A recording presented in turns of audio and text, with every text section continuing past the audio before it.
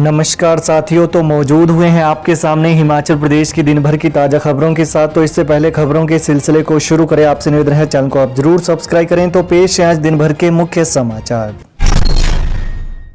Yellow alert के बीच अटल tunnel Rohtang के south portal में बर्फबारी।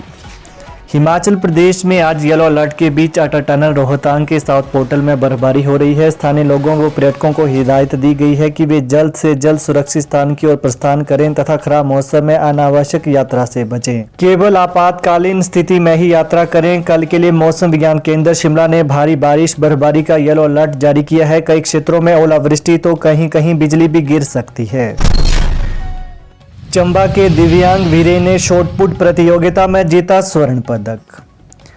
जालंधर में राष्ट्रीय स्तरीय पैरा स्पोर्ट्स प्रतियोगिता में चंबा की रठियार पंचायत के वीरेन सिंह ने शॉटपुट प्रतियोगिता में स्वर्ण पदक और डिस्कस थ्रो में सिल्वर पदक जीता है।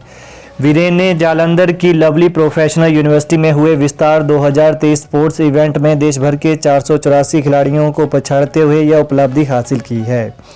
वहीं वीरेन की इस उपलब्धि से उनके माता पिता और परिवार के सदस्यों में खुशी का माहौल है। क्षेत्र के लोग भी घर पर बधाई देने के लिए पहुंच रहे हैं। मौसम के सटीक पूर्वानुमान के लिए किन्नौर लाहौल स्पीति में लगेंगे डॉपलर रडार स्टेशन। मौसम के सटीक पूर्वानुमान के लिए किन्नौर और लाहौल स्पीति में डॉपलर रडार स्टेशन स्थापित किए जाएंगे। मुख्यमंत्री सुखविंदर सिंह सुक्खू ने कहा कि नए स्टेशनों की स्थापना का मामला केंद्र सरकार के समक्ष उठाया गया है। प्रक्रिया अंतिम चरण में है। वहीं राज्य सरकार प्रदेशवासियों को लाभान्वित करने के उद्देश्य से अत्याधुनिक तकनीक का अधिक से अधिक उपयोग करने के लिए प्रतिबद्ध है। राज्य सरकार डॉपलर रडार स्टेशन स्थापित करने के अलावा केंद्र सरकार की मदद से कांगड़ा और हमीरपुर जिलों में एक उच्च स्तरीय अत्याधुनिक भूकंपीय प्रयोगशाला एवं डाटा विश्लेषण केंद्र स्थापित करने पर भी ध्यान केंद्रित कर रही है। राष्ट्रपति के हिमाचल दौरे की तैयारियां तेज। डीसी शिमला ने ली मीटिंग। सभी विभागों को हिदायतें। 18 से 20 अप्रैल तक विजिट करेंगी द्रौपदी मुर्मू। राष्ट्रपति द्रौपदी मुर्मू 18 से 20 अप्रैल तक शिमला दौरे पर आ रही हैं। शिमला में वो राष्ट्रपति निवास द रिट्रीट में रुकेंगी। राष्ट्रपति के दौरे की तैयारियों को लेकर आज डीसी शिमला आदित्य नेगी ने अधिकारियों की मीटिंग ली। इसमें डीसी ने संबंधित विभागों को सभी तैयारियां समय पर पूरी करने के निर्देश दिए। एमसी चुनाव के लिए 2 मई को मतदान, 4 को नतीजे। आदर्श आचार संहिता लागू। हिमाचल प्रदेश निर्वाचन आयोग ने नगर निगम शिमला के चुनाव का कार्यक्रम जारी कर दिया है। साथ ही एमसी पालमपुर के वार्ड नंबर 2 में उपचुनाव का शेड्यूल भी जारी किया गया है। इसी के साथ ही नगर निगम शिमला क्षेत्र में आदर्श आचार संहिता लागू की गई है, जो कि चुनाव प्रक्रिया पूरी नहीं होने तक लागू रहेगी। वहीं जारी शेड्यूल के अनुसार 13, 17 और 18 अप्रैल को सुबह 11 से 3 बजे तक नामांकन पत्र दाखिल किए जा सकेंगे। 19 अप्रैल को नामांकन पत्रों की छंटनी होगी। 21 अप्रैल को प्रत्याशी अपना नामांकन वापस ले सकेंगे। 21 अप्रैल को ही चुनाव चिन्ह के साथ प्रत्याशियों की अंतिम सूची जारी की जाएगी। मतदान केंद्रों की सूची 13 अप्रैल या इससे पहले तैयार की जाएगी। चुनाव के लिए मतदान 2 मई को सुबह 8 से शाम 4 बजे तक होगा। बजट सत्र में लोकतंत्र प्रहरी सम्मान राशि बंद करने को लेकर विपक्ष का वॉकआउट। भरमौर के भाजपा विधायक डॉक्टर जनकराज ने प्रश्नकाल में सवाल किया कि जल शक्ति विभाग में प्रारूपकार की भर्ती कब हुई, इनके कितने पद खाली पड़े हैं। उप मुख्यमंत्री मुकेश अग्निहोत्री ने कहा कि 166 में से 163 पद खाली हैं। पिछली सरकार ने विभाग में प्रारूपकार के पद खत्म कर दिए।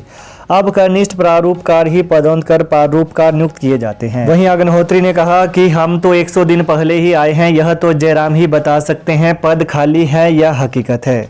वह इस मामले को कैबिनेट में लेकर जा रहे हैं। डॉक्टर जनकराज ने जब दोहराया कि क्या इससे विभाग का काम प्रभावित हो रहा है। इस पर अग्निहोत्री ने तंज किया कि विधानसभा सदस्य डॉक्टर जनकराज आईजीएमसी के एमएस रहे हैं, वो इस बात को बेहतर जानते हैं। इसके बाद सदन में लोकतंत्र प्रहरी सम्मान राशि बंद करने को लेकर बनाए गए विधेयक के विरोध में विपक्ष ने वॉकआउट किया।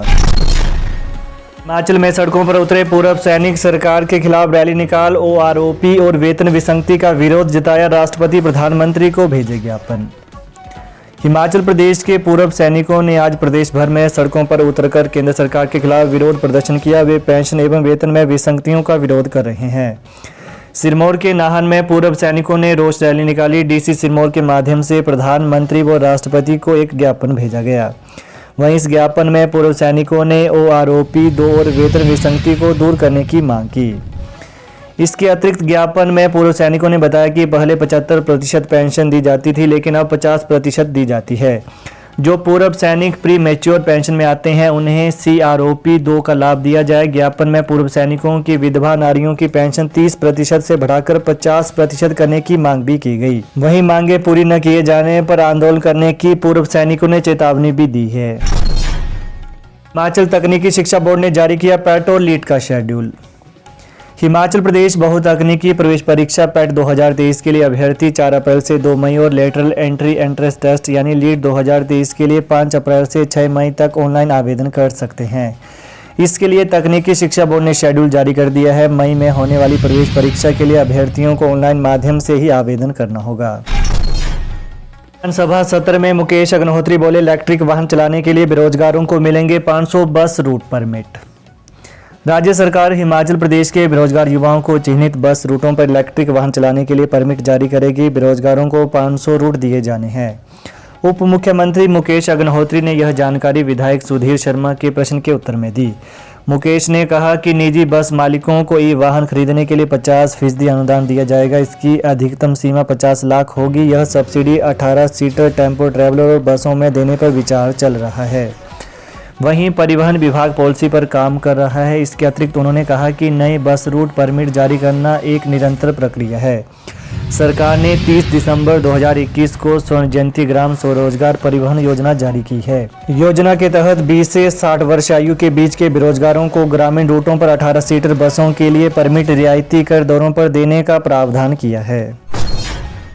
चंबा मेडिकल कॉलेज में 80 स्टाफ नर्सों सहित 150 आउटसोर्स कर्मचारियों की सेवाएं खत्म। पंडित जवाहरलाल नेहरू मेडिकल कॉलेज चंबा में वैश्विक महामारी के दौरान अपनी सेवाएं दे चुकी 80 स्टाफ नर्सों समेत 150 आउटसोर्स कर्मचारियों को बाहर का रास्ता दिखा दिए गए हैं।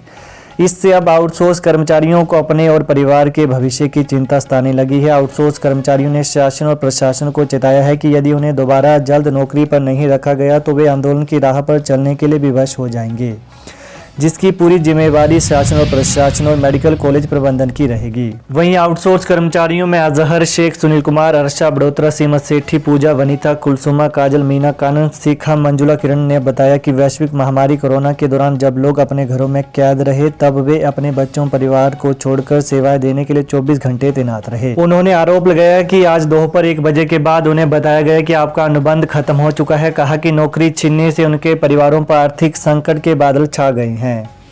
तो ये हैं आज दिन भर के मुख्य समाचार। तो प्रदेश की ताजा खबरों को पाने के लिए चैनल को आप जरूर सब्सक्राइब करें। धन्यवाद। बंगाल से सिद्धि प्राप्त 64 शक्तियों के माहिर, इमीडिएटली रिजल्ट, बाबा सलीम खान। पक्का काम, तुरंत समाधान। हम कहते नहीं, करके दिखाते हैं। It is my promise. जैसे नौकरी, कारोबार, घर में क्लेश, किया किराया, जादू टोना, लव मैरिज प्रॉब्लम, सौतन दुश्मन से छुटकारा, विदेश यात्रा, स्पेशलिस्ट मनमोहनी, वशीकरण व मुठ करनी। घर बैठे 11 घंटों में A to Z समस्याओं का पक्का समाधान करवाएं। 101% गारंटी स्टाम्प पेपर पर लिख कर लें। अभी फोन करें। Mobile number 8860581665।